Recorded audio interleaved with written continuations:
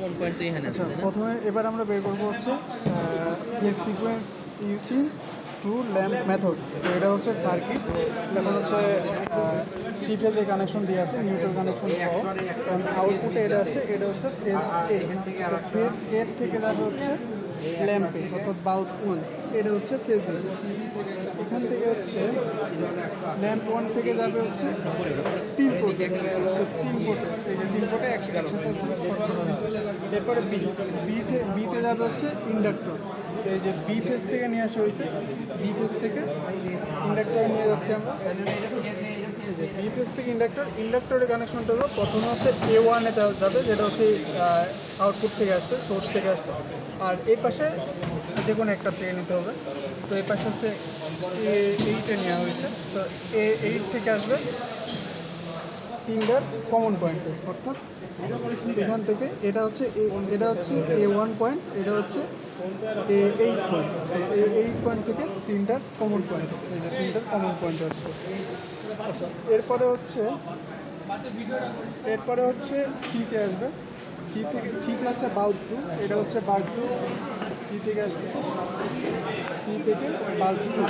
আর হচ্ছে বাল্ব 2 থেকে যাবে আবার কমন পয়েন্ট, হচ্ছে বাল্ব 2 থেকে আবারও কমন পয়েন্ট। আচ্ছা, এই হলো ফুল সার্কিট। তো এখন হচ্ছে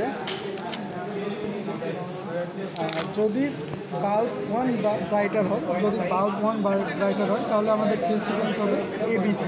তো এটা হচ্ছে বাল্ব 1, এটা হচ্ছে বাল্ব 2। এবার কানেকশন যদি দিই,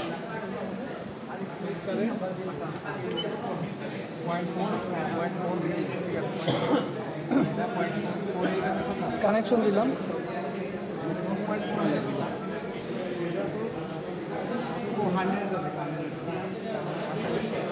আচ্ছা, দেখা যাচ্ছে বাল্ব 1 হচ্ছে কম ব্রাইটার, আর হচ্ছে বাল্ব 2 বেশি ব্রাইটার।